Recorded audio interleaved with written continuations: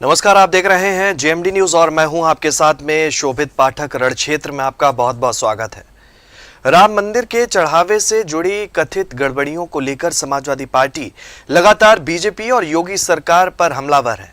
अखिलेश यादव अयोध्या को सियाराम धाम के रूप में विकसित करने और सनातन गौरव को मजबूत करने की बात भी कर चुके हैं। राजनीतिक जानकार इसे उनकी सॉफ्ट हिंदुत्व की रणनीति के तौर पर देख रहे हैं, लेकिन आगरा की जनसभा में मुख्यमंत्री योगी आदित्यनाथ ने पूरा सियासी नैरेटिव ही बदल दिया। सीएम योगी ने कहा कि अयोध्या की चिंता छोड़िए, रामलला के दर्शन कीजिए और अब श्री कृष्ण जन्मभूमि पर भी खुलकर बोलिए। उन्होंने अखिलेश यादव से पूछा कि क्या राम जन्मभूमि आंदोलन की तर्ज पर श्री कृष्ण जन्मभूमि मुक्ति अभियान का भी समर्थन करेंगे। यहीं से समाजवादी पार्टी के सामने नया राजनीतिक संकट खड़ा होता हुआ नजर आ रहा है। डिबेट में आगे बढ़ेंगे, लेकिन उससे पहले कि क्या अखिलेश यादव श्री कृष्ण जन्मभूमि पर अपना रुख स्पष्ट रखेंगे या फिर ये मुद्दा भी 2027 के चुनाव तक सियासी टकराव का सबसे बड़ा केंद्र बना रहेगा। इसी मुद्दे पर विस्तार से बातचीत करेंगे। हमारे साथी मेहमान जुड़ चुके हैं। विकास पांडे जी, नेता बीजेपी रविंद्र प्रताप सिंह जी, प्रवक्ता समाजवादी पार्टी सुनील त्रिपाठी जी, वरिष्ठ पत्रकार सुनील द्विवेदी जी, राजनीतिक विश्लेषक, आप सभी का जेएमडी न्यूज पर बहुत बहुत स्वागत। सुनील जी, किससे इसकी मैं और बात करूंगा, आगे एक प्रतिक्रिया ले लेते हैं। विकास जी हमारे साथ जुड़ गए हैं। अरे विकास जी, मामला जो है समय के साथ में बड़ा पेचीदा होता चला जा रहा है। मामला हमने सोचा था कि कृष्ण मंदिर पर रहेंगे, लेकिन रविंद्र जी ने उन तथ्यों को फिर से थोड़ा सा छेड़ दिया, तो मुझे लगा कि थोड़ा सा स्पष्ट करना जरूरी हो जाएगा। आपसे समझना चाहूंगा, राम मंदिर आंदोलन बीजेपी की सबसे बड़ी राजनीतिक ताकत रहा है, ये बात किसी से छुपी नहीं है। हालांकि रविंद्र जी कह रहे हैं कि ये ताकत हमारी थी, जिसको बीजेपी ने हैंडओवर कर लिया। अब मुख्यमंत्री योगी आदित्यनाथ ने श्री कृष्ण जन्मभूमि का मुद्दा भी खुलकर उठा दिया है। क्या मान लिया जाए कि 2027 का चुनाव विकास से ज्यादा हिंदुत्व, धार्मिक मुद्दों के इर्द गिर्द लड़ने की तैयारी बीजेपी करती हुई नजर आ रही है? विकास जी। शोभित जी, बहुत बहुत धन्यवाद आपका। जी देखिए शोभित जी, उत्तर प्रदेश है वो देवी देवताओं की धरती है। हम कहते हैं हमारा उत्तराखंड भी उत्तर प्रदेश का हिस्सा हुआ करता था और उसे देवभूमि कहते हैं। तो मुझे लगता है कि अगर धर्म के बगैर उत्तर प्रदेश की संकल्पना करेंगे, उत्तर प्रदेश की विषय में सोचेंगे, तो मुझे लगता है कि वो अधूरा सोचना होगा। और धर्म को केंद्र में मान करके ही उत्तर प्रदेश की राजनीति भी चलती है। कोई भी चीज हो, मैं ये कहता हूँ राजनीति नहीं, कोई भी चीज हो उत्तर प्रदेश में, वो बगैर धर्म के चलना संभव नहीं है। अब यहाँ पर आ जाते हैं कि आपने कहा मथुरा की बात। देखिए, बात केवल भारतीय जनता पार्टी की नहीं है, बात है यहाँ करोड़ों करोड़ सनातनियों की। और हर सनातनियों ने एक नारा बुलंद किया था, अयोध्या हुई हमारी है, अब काशी मथुरा की बारी है। और मुझे लगता है कि इसमें जब रविंद्र जी भी बड़े कॉन्फिडेंटली कह रहे थे कि हमने एक आंदोलन में हिस्सा लिया, हमारा चलाया हुआ आंदोलन था, ठीक है। मैं कहता हूं अपने मुखिया एक बार अखिलेश यादव जी से आग्रह कर लीजिए, जरा एक बढ़िया सा ट्वीट बना करके डालें कि कृष्ण जन्मभूमि का लड़ाई समाजवादी पार्टी लड़ेगी, भगवान श्री कृष्ण के सम्मान में, भगवान श्री कृष्ण के लिए समाजवादी पार्टी खड़ी होगी। क्या एक छोटा सा ट्वीट जो अखिलेश यादव बात बात पर ट्वीट करते रहते हैं, क्या करेंगे? ये बहुत महत्वपूर्ण चीज है। मैं एक कहावत है हमारे यहाँ, शोभित जी, मुख में राम बगल में छुरी, और इनकी इच्छा नहीं होगी पूरी। जो ये पूरा प्रोपेगेंडा समाजवादी पार्टी लगातार बनाने की कोशिश कर रही है, दरअसल इसके पीछे स्क्रिप्टेड कहानी है। और कितनी आसानी से मेरे साथी ने कह दिया कि इब्राहिम आयोग की रिपोर्ट पढ़ लीजिए, उसमें क्या लिखा। क्या उसमें लिखा है कि वहां बहन बेटियों के साथ, जिनका भी आप जिक्र कर रहे थे, निहत्थे कार सेवकों के ऊपर गोली चलवाने को 16 लोग केवल घायल हुए थे, 6 लोग केवल मरे थे।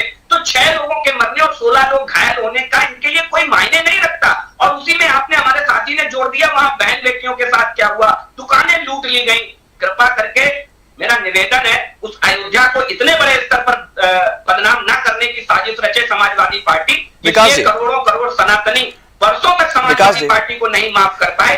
अखिलेश यादव जी कह रहे हैं, विकास जी, अखिलेश यादव जी कह रहे हैं कि आपने विकसित अयोध्या बनाने की बात की थी, लेकिन वहां पर अयोध्या में हो क्या रहा है? वो तो भ्रष्टाचार की भेंट चढ़ती हुई नजर आ रही है, लूट घसूट की राजनीति हो रही है, और इसके पीछे जो है वो बीजेपी शामिल है। बीजेपी ने इन लोगों के ऊपर क्यों नहीं कार्रवाई की? 8 लोगों की एफआईआर से काम चल जाएगा, वो तो ये कहते हुए नजर आ रहा है। वो कह रहा है कि नई अयोध्या हम विकसित करेंगे, सियाराम धाम की बनाने की बात करते हुए नजर आ रहा है। मुझे लगता है कि अभी पहले केदारेश्वर धाम अपने घर के अंदर बना रहे हैं, पहले उसे पूरा बना ले अखिलेश यादव जी, उसके बाद मुझे लगता है कि इन विषयों पर बात करने का अधिकार समाजवादी पार्टी को बेसिकली होने वाला है। दूसरी बात कर देने से काम नहीं होना। मैंने क्या कहा आपको, मुख में राम है और बगल में छुरी है, वास्तविकता इनकी यही है। और वो इच्छा हमेशा अधूरी है, जिस इच्छा के सहारे ये जातियों में बांट करके सनातन शासन को कमजोर करने के लिए ये इस तरीके की बातें करते हैं। और मैं कहता हूं आपको कि अयोध्या को हमने डेवलप करने का बीड़ा उठाया। क्या अयोध्या को हमने डेवलप नहीं किया? 2021 नवंबर 2021 में अखिलेश यादव एक ट्वीट करते हैं और कहते हैं अयोध्या में जमीन खरीद को लेकर के विषय उठाते हैं कि वहां पर जमीन खरीद ठीक से नहीं हुई, और वहां के जो हमारे मेयर हैं वो उस पर बाकायदा प्रेस कॉन्फ्रेंस करके जवाब देते हैं। उसके बाद अखिलेश यादव का दूसरा ट्वीट मेरे साथी दिखाते हैं उस मुद्दे के ऊपर, तो मैं वो हार जाऊंगा। तो और दूसरी बात, आप इसी मुद्दे को ले लीजिए जो इस समय चंदे को लेकर के लगातार विषय उठाया जा रहा है। यहाँ पे जो काकभूषुंडी जी की मूर्ति को लेकर के अखिलेश यादव ट्वीट करते हैं काकभूषुंडी जी की मूर्ति नहीं है, मूर्ति उपलब्ध मिली और उपलब्ध मिलकर मूर्ति की पूजा होती हुई पाई गई। क्या अखिलेश यादव ने करोड़ों करोड़ सनातनियों से माफी मांगने का काम किया? नहीं किया। शोभी जी ये केवल एक प्रोपेगेंडा है जो समाजवादी पार्टी 80 में बंटवारा करने के उद्देश्य से रच रही है। ठीक है विकास जी, दोबारा तो आपने कहा है कि अदालत के फैसले का इंतजार करिए, यही हमारा संविधान कहता है। और अगर अदालत के फैसले से जो बुलडोजर लेके, समझ रहे ना, और जो बंदूक लेके निर्णय कर रहा है उसका फैसला जनता करने जा रही है। अदालत के फैसले का इंतजार करना पड़ेगा, सम्मान करना पड़ेगा। इसके सिवा जो कुछ भी कहते हैं वो उन्माद है और धार्मिक उन्माद है। ठीक है, प्रतिक्रिया ले लेते हैं। विकास जी काफी देर से इंतजार कर रहे हैं। विकास जी, बीजेपी 3 दशक से कहती रही कि उसकी राजनीति विकास और राष्ट्रवाद की है, लेकिन हर बड़े चुनाव से पहले राम मंदिर, धारा 370, समान नागरिक संहिता या अब श्री कृष्ण जन्मभूमि जैसे मुद्दे क्यों प्रमुख हो रहे हैं? क्या चुनाव आते ही हिंदुत्व एजेंडा सक्रिय हो जाता है, जिस पर आज की राजनीति कहीं ना कहीं टिकती हुई नजर आ रही? विकास तो बेरोजगारी, महंगाई, जैसा कि सुनील द्विवेदी जी ने कहा कि समय 4.5 साल हम बात करते हैं, लेकिन जो बाकी के साल बचे हैं या कुछ समय महीने बचे, उस पर हम वापस इन्हीं मुद्दों पर चर्चा करते हैं जैसा कि हम कर रहे हैं। विकास जी, देखिए 2-3 चीजें हैं। मुझे लगता है डेवलपमेंट पर की बात आती है तो मुझे लगता है कि सारे राजनीतिक दल वहीं आकर के खड़े हो जाते हैं, क्योंकि मुझे 2022 का चुनाव याद बन पड़ता है। जैसे ही चुनाव अनाउंस होता है वैसे ही अखिलेश यादव रसोई के अंदर बयान देते हैं और जिन्ना की तारीफों के पुल बांध देते हैं। तो मुझे लगता है कि जिन्ना भारत की राजनीति को कैसे प्रभावित करते होंगे अखिलेश यादव की राजनीति को, ये वही बता सकते हैं, ये हम नहीं बता सकते। तो अगर हम ठीक वैसे ही ये कहते हैं, और ये अपना स्टैंड है, हमने तो हमेशा से कहा, जब हम राम जन्मभूमि आंदोलन को लेकर के निकले तो हमने कभी नहीं कहा कि नहीं साहब हम इसका इंतजार करेंगे, उसका इंतजार करेंगे। वो हमारा निर्णय था और हम करोड़ों सनातनियों के आस्था के साथ खड़े नजर आए। अब समाजवादी पार्टी, देखिए मैंने यही कहा कि हमारे साथी ने, रवीन जी ने बहुत बढ़िया लाइन कही, सर्वे भवन्तु सुखिनः। मुझे एकदम से अचानक से याद आया, अरे इनके लिए तो लाइन होनी चाहिए थी, अपने भवन्तु सुखिनः, अपने सन्तु निरामया। तो ये समाजवादी पार्टी की लाइन होनी चाहिए थी ये। लेकिन अब चूंकि कहते हैं ना दिखावे की राजनीति करने वाले तो अब राम से बड़ा प्यार दिखा रहे हैं। क्यों? क्योंकि राम की आड़ में वो भाजपा को निशाना साधना चाहते हैं। वो राम से रिलेटेड मुद्दे को केवल भाजपा के निशाना। लेकिन विकास जी निशाना कोई भी हो, अंधेरा कितना भी गहरा हो, विकास जी बोलिए। तो एक मिनट में, वो राम से केवल इसलिए प्रेम नहीं दिखा रहे हैं कि उन्हें वास्तविकता में भगवान राम से प्रेम है, भगवान राम से श्रद्धा है, भगवान राम के प्रति विश्वास है।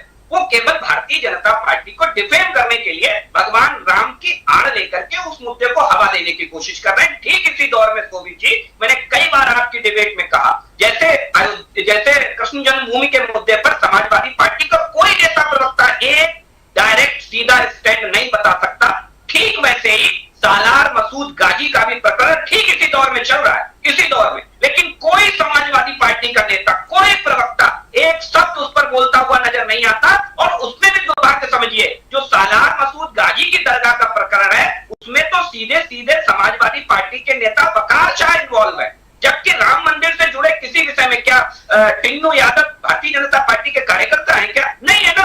तो ये जो चीजें हैं कहीं ना कहीं ये चीजें समाजवादी पार्टी के रूप में उनके, मैं बोलना चाह रहा हूं, देखिए टिन्नू यादव जो हैं वो कार्यकर्ता हैं कि नहीं है वो एक अलग विषय की, लेकिन कार सेवक जरूर रहे और चंपत जी के ड्राइवर जरूर रहे, लंबे अरसे तक रहे, इसलिए सवाल जो है उठने लाजमी है। और जो निकल कर आ रहा है वो भी बड़े चौंकाने वाली चीजें हैं। दूसरी बड़ी चीज ये है कि बीजेपी हमेशा राम मंदिर को लेकर अपना विजय अभियान चलाती हुई नजर आई और फायदा भी मिला उसे समय के साथ में। आप देखिए कहां थे और कहां पर आज आप हैं, और इसके बाद उसी की सरकार में ये सारी चीजें देखने को मिल रही हैं, उसी के बनाए हुए ट्रस्ट में उसी के जिम्मेदार जो लोग हैं उनके संरक्षण में कहीं ना कहीं ये निचले तबके पर ये सारी चीजें कहीं ना पोषित होती हुई नजर आई। तो ये सवाल तो बीजेपी से पूछा जाएगा ना, समाजवादी पार्टी से नहीं पूछा जाएगा। समाजवादी पार्टी इस मुद्दे को कितना तूल ले जाती है, कितना वो जनता के बीच में इस मौके की नजाकत हित का फायदा उठा पाती है, ये उनके खेमे की बात है। लेकिन बीजेपी के लिए डेंट का काम है। आप देख तो रहे होंगे, लामबंद होते हुए लोग नजर आ रहे हैं। बार काउंसिलिंग ने जो कह दिया है कि ठीक है आप केस नहीं लड़ेंगे, और जो लड़ेगा 5 लाख का जुर्माना आप उनसे लेंगे। इसके बाद में जो आपसे ही जुड़े हुए, जो इस आंदोलन से जुड़े हुए बड़े नेता है, वो क्या कुछ कहते हैं, वो तो कह रहे हैं ट्रस्ट को भंग करिए, शंकराचार्य को इस ट्रस्ट में जगह दीजिए, और जो कार्य सेवक है, जिनके जो जिन्होंने जो है अपने प्राण न्यौछावर कर दिए थे, उनको, उनके परिजनों को जगह दीजिए इस ट्रस्ट में। वो तो कह रहे, वो तो यहां तक कहते हुए नजर आ रहे हैं। तो बीजेपी पर तो सवाल पूछे जाएंगे ना, और बीजेपी जरूर घिर रही है, जिसका जिक्र सुनील द्विवेदी जी ने किया। जी देखिए जी, भारतीय जनता पार्टी अगर घिर रही होती, सबसे पहली बात समझिए, अगर हम घिर रहे होते तो हम इसकी एसआईटी जांच करके एफआईआर दर्ज करा के लोगों को जेल नहीं। अब फिर विकास जी, अब सुन लीजिए, फिर 15 दिन में कहा था कि दूध का दूध पानी का पानी होगा। सुन लीजिए, अब आप सुन लीजिए, नहीं इसके बाद आप बोल दीजिएगा। 15 दिन में कहा था कि दूध का दूध पानी का पानी होगा, 5 दिन में रिपोर्ट, प्रारंभिक रिपोर्ट सौंप दी जाएगी, 9 दिन में रिपोर्ट सौंपी गई, 15 दिन से ऊपर हो चुके, दूध का दूध और पानी का पानी। अभी हम इंतजार कर रहे हैं कि कब हो पाएगा। अब बोलिए। जो प्रथम दस्ताया जिनके ऊपर आरोप लगे, उनको गिरफ्तार करके जेल में भेजने का काम किया गया है। अब इसके अंदर जिसकी भी संलिप्तता होगी, चाहे वो चंपत राय की बात कर लीजिए या अनिल मिश्रा की, उनके इस्तीफे आ चुके हैं। तो ये मुझे लगता है कि अभी स्टेप बाय स्टेप, जैसे जैसे जांच आगे बढ़ेगी, जो भी उसमें दोषी होगा वो उसमें आकर के सामने आएगा, और सामने आने के बाद हम कहीं किसी को बचाने तो नहीं जा रहे हैं। जैसे अभी हमारे साथी ने जिक्र किया था शोभी जी थोड़ी देर पहले, और मुझे अचानक से एक मुद्दा याद आ गया, जैसे कहा ना कि हाई कोर्ट का आदेश था, कोर्ट का आदेश था, उसके बाद भी 10 लाख लोग इधर उधर जुटे, और जुटने के बाद वहां आए। तो वैसे ही मुझे एक मुद्दा याद आया, वो भी समाजवादी पार्टी के शासनकाल में हुआ था, जवाहर बाग। हमारे जो दोनों पैनलिस्ट सुनील जी बैठे हुए बहुत वरिष्ठ हैं, इनको भी याद होगा किसने कब्जा जमा करके बैठा था, क्या आदेश दिया था हाई कोर्ट ने तत्कालीन, और क्यों अखिलेश यादव मौन बने बैठे रहे, क्यों मौन बने बैठे रहे सर? 5 पुलिस वाले डीएसपी सहित मार दिए गए थे, 5 पुलिस वाले। ये दुर्भाग्यपूर्ण है कि निहत्तेकार सेवकों के लिए तो अब इन्हें ये याद आता है, नहीं साहब वहां पे हाई कोर्ट का निर्णय था, वो साहब ये स्थितियां थी, क्योंकि वहां गोली चलाना बहुत जरूरी था, अपने वोट बैंक को खुश करना बहुत जरूरी था। लेकिन जवाहर बाग में वही चीज उल्टी हो जाती है, वो भी समाजवादी पार्टी के छात्र तो चेहरे को उजागर करने वाला प्रकरण। ठीक वैसे ही ठीक वैसे ही मैंने आपसे कहा कि राइट नाउ 2 मुद्दे चल रहे हैं, लेकिन दूसरे मुद्दे पर मुझे बड़े क्षोभ के साथ ये कहना पड़ रहा है, हम भी कहते हैं जिसने राम मंदिर के अंदर घपला किया है, चोरी की है, उसे कठोरतम दंड मिले, न्यायिक प्रक्रिया से दंड मिले, और न्याय के बाद भगवान भी उसे वो दंड देंगे जिस दंड का वो अधिकारी होगा। लेकिन ऐसे लोगों की मंशा कौन तय करेगा जो राम की आड़ लेकर के सनातन को बदनाम करते हैं और सालार मसूद गाजी पर चुप रहते हैं? ठीक है, उनको कौन डिफाइन करेगा? उनकी भी जिम्मेदारी हमारी आपकी है। ठीक है, प्रतिक्रिया लेंगे रवींद्र जी से इस